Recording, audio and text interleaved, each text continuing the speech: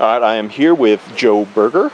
As the name probably gives away, she is my mother and one of my two primary travel instigators, inspirations, take your pick. Back in 94 and 95, when I was, 11, I think, we were pulled out of school, homeschooled for a year, and spent 11 months backpacking through Europe. We returned after those 11 months for 1 year in the US before piling into a big old Ford crew cab 4-door truck with my younger brother and the dog and a fifth wheel trailer and spending another year RVing around the US. This was, between 94 and 97, so not too many folks doing it at the time. In another video, I will have Mom and Dad go through just what went into the decision-making process to actually do that and to take that incredible leap. But for this video, I'd like you to tell a little bit about the packing side of it. So, one, packing for an 11-month trip with a family and two young children.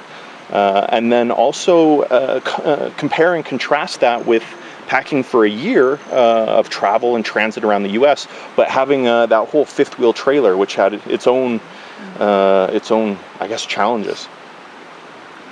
Well, unlike what people recommend that you do, which is to carefully pick out your packs and to pack and unpack and to make sure that everything fits carefully and to walk around for weeks ahead of time with your packs and, we didn't do any of that. So what happened is that we got two very fine, actually 4 Osprey packs, which ended up being fantastic. We're still using them today, 20 years later. That's right. Yeah, they're an excellent product, and we had 2 little ones, so each of the boys carried their own clothes and they had their shoes strapped to the outside.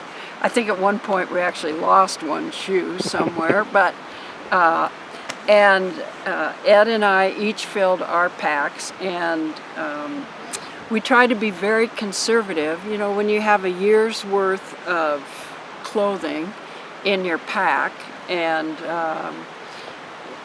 you're going to go through multiple seasons, it's a little bit tricky. So we tried to layer everything up, and we were very conservative. 2 pairs of pants, a couple shirts, undershirts, a sweater, a good coat. So we packed everything up, and clothing-wise, and then we took little gas stoves, and so we had 2 backpacker stoves and a little aluminum cook kit, and we had our plastic plates and our cups and our few books that we decided to take along. And for our family, the Lord of the Rings has historically been part and parcel of who we are and our family legacy. So as we traveled along, I actually read that on the trains or the hotel rooms at night, and we worked our way through all 3 volumes, and then we kind of missed it after we finished, so we all decided, hey, why don't we start that over again?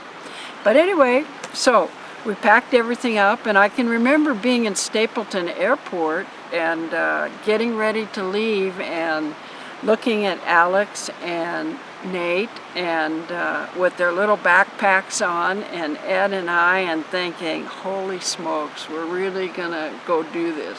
And we have no idea what we're gonna encounter except a wonderful adventure, and we're gonna experience it as a family, and kind of nervous, kind of butterflies in the pit of our stomach. And I could look at the boys and I could see they were pretty nervous. They trusted us, but they were pretty nervous. They were 8 and 11, so they were little tykes. And so we got on the plane, and of course it was a long plane ride, and we got to Amsterdam, and we pulled out our packs. And remember, I told you that we didn't walk around with our packs, and So first of all, we stuffed everything into our packs, and of course it didn't fit very well, and we were trying to figure out, oh man, I wish we'd have walked around with these packs. But we got everything in there, and we hoisted up our packs, and then we headed out and went to the Amsterdam city center and tried to find a pension or a little hotel or a hostel. And lo and behold, Amsterdam was absolutely filled to the brim. And so we carried those dang packs around and around and around, trying to find a place to stay. And we did ultimately get settled, and I will tell you that the first thing we did, we unpacked those packs and we went to the local post office and got a box, and we filled that box with the second fry pan and with some of the educational games and things that I'd brought, because we were homeschooling this whole year and drawing mostly on our travel experiences and places that we would see firsthand. But boy, we packed up that box, and the next morning we sent home a pretty good sized box full of things. And after about 2 weeks, then I would say we were adjusted to the weight of our packs, so that we could really, every time we got off the train, we had year rail passes, so which was wonderful in those days. They're really not today what they were then, but we were able to buy 3-month year rail passes and get off and on. So if we saw a town that looked interesting, we could hop off the train, and if it turned out not to be, then we'd get back on. Or so, but we always had to walk probably 15-20 minutes at least with these packs in order to get settled into a local pension. So that experience, and especially traveling for a year, if you wear the same things every day for a year, or have only one change out of a blouse or pants, or, you know, our rule was pretty much if you added something in, then you had to take something out. And some things, you know, we were happy to leave behind. And I would say our biggest challenge is that we were always interested in more books, and we would encounter guidebooks and things like that as we went along. So that experience was very different than having a 32-foot RV in which we were able to put all of our gear very comfortably.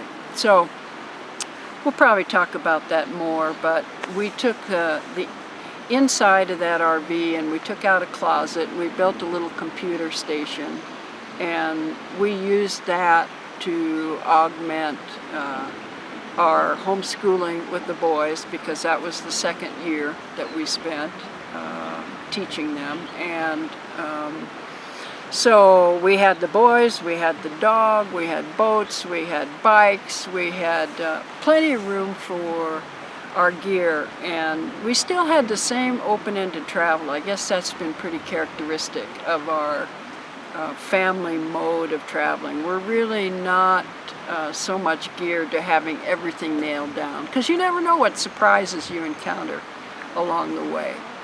So we still had that bug for travel. We still had the desire for our sons and ourselves, really, to learn firsthand from the environment that surrounded us, and to pick and choose environments that were varied, and some were urban, some were rural, and we tried to balance, you know, our city experiences with just free-for-all out along a creek or along the sea, or, you know, things where we were deeply in nature. So it was pretty great, really, to have those two different experiences of traveling and seeing our boys learn and grow, and again to be bound together through adventure and experience as a family.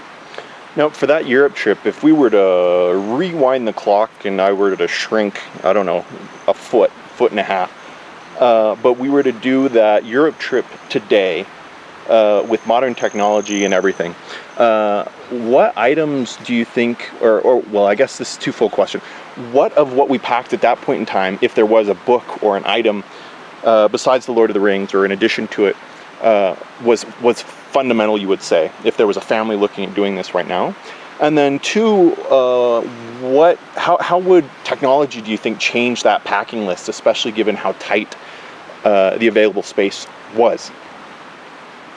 Well, I don't think that we would physically change our clothing and our gear that much. I mean, we were very minimalistic, and that served us well. And so the wonderful thing about technology now is that with iPhones, or with phones, tablets, iPads, things like that, one, you can store all kinds of books and materials easily on your tablet, and so that's very convenient. It's a lot easier now. For example, when we were traveling in the RV, if you wanted to make a reservation a day ahead or check out a place to stay, instead of carrying a big, thick Woodall's book, you just look at your app, and so that's much more convenient, I would say, and gives you a lot more opportunities to access information. You could, if you were homeschooling, you'd have access through Wi-Fi to Wikipedia, or through Google. I mean, the internet is unbelievable in terms of resources that are available. So, clothing, packing, food, things like that, I think we'd be pretty much, the same. But the technology that's available would open up all kinds of educational opportunities without adding much bulk. Great. So yeah, you would say that it is worth bringing the technology. Sometimes I see families and they struggle with the question of, do we bring the technology? Will it be a distraction? Will the children spend all their time on these devices, or is it okay to bring this technology? Will they still get that rich experience? Well, one of the things that I really thought about homeschooling is that if you are immersive in the culture, and you're out and you're meeting people and you're eating the foods and you're going to the cathedrals and talking about the history of a particular place, then that's one thing. But then there is the whole other aspect of what kinds of specific learning activities, follow-up activities, reading, writing, and math, when it gets down to it. So I would say that it comes down to really setting boundaries and parameters for the use of that technology.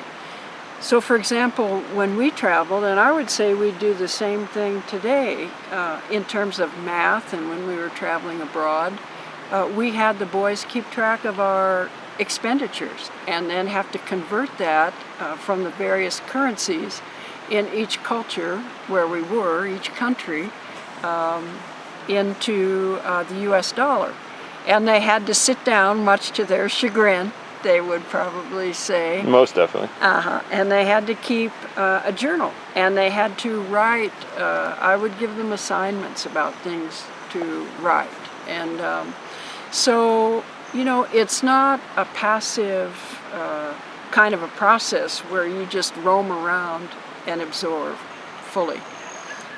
But anyway, I think as a parent you set those parameters, and I think that technology is a tool, and it has to be controlled and defined, but it's a valuable tool to be included.